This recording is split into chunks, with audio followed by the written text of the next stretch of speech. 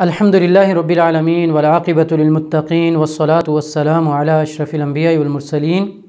اشہد ان لا الہ الا اللہ وحدہ لا شریک لہ واشہد ان محمدا عبدہ ورسولہ اما بعد۔ عمومی طور پر اگر دین اسلام کا ہم جائزہ لیں تو ہمیں دین اسلام کے ہر مقام پر اور ہر مسئلے میں آسانی نظر آتی ہے کہ دین اسلام یہ چاہتا ہے، شریعت یہ چاہتی ہے کہ لوگوں کے لیے آسانیاں ہوں۔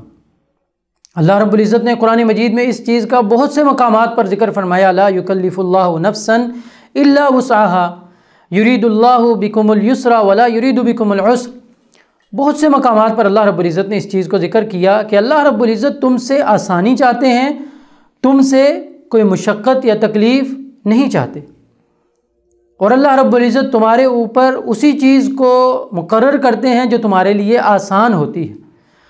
حتیٰ کہ اس قدر آیات قرآن مجید کے اندر موجود ہیں کہ فقہاء نے ایک قاعدہ بنا لیا، المشقۃ تجلب التیسیر، کہ جس معاملے میں مشقت آ جائے وہاں پر آسانی اس کو لے لیا جاتا ہے اور وہاں پر آسانی آ جاتی ہے۔ یعنی شریعت میں اس مقام پر وہاں آسانی یا کوئی حل جو ہے یا کوئی رخصت نکل آتی ہے، اور اس سے یہ بھی مراد نہیں ہے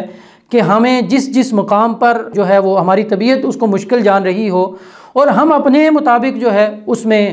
آسانی ڈھونڈ لیں، یہ بات بھی نہیں، بلکہ شریعت کی جو احکام ہیں ان کو دیکھا جائے گا کہ وہاں پر ہمارے لیے کیا آسانی ہے۔ تو حج کے اندر بھی اللہ رب العزت نے اور شریعت نے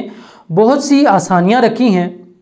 ان میں سے سب سے بڑی نشانی، سب سے بڑی چیز جو ہے وہ یہ ہے کہ زندگی میں ایک بار اللہ رب العزت نے اس کو فرض قرار دیا ہے۔ ایک انسان اگر زندگی میں ایک بار حج کو ادا کر لیتا ہے، اس کا فریضہ ادا ہو چکا، اب اس کے بعد وہ تطوعاً یا نفلی طور پر جتنے بھی حج کرنا چاہتا ہے کر سکتا ہے۔ اس کے ساتھ ساتھ اگر ایک خاتون ہے اور اس کے ساتھ اس کا محرم نہیں ہے، اس کے پاس بدنی استطاعت بھی ہے، مالی استطاعت بھی ہے، لیکن محرم نہیں ہے تو اس کے اوپر حج فرض نہیں ہے۔ اسی طریقے کے ساتھ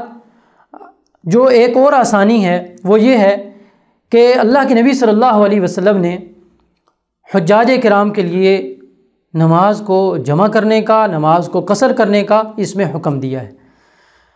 پھر ایسے ہی اگر کوئی عذر والے لوگ ہیں تو وہ بھی مزدلفہ کی رات کو، جو مزدلفہ کی رات وہاں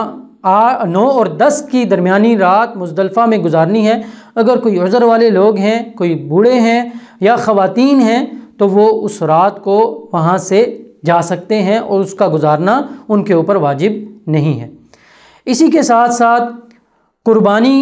کے دن جو 10 ذی الحجہ ہے،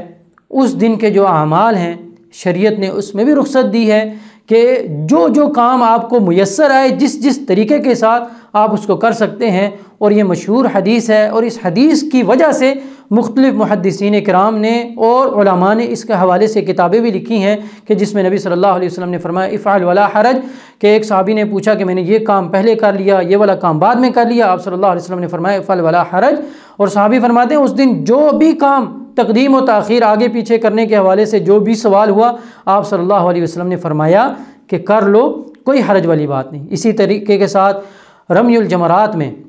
جمرات کو کنکریاں مارنے کے لیے آپ کسی کو وکیل بنا سکتے ہیں، اگر آپ خود جا نہیں سکتے،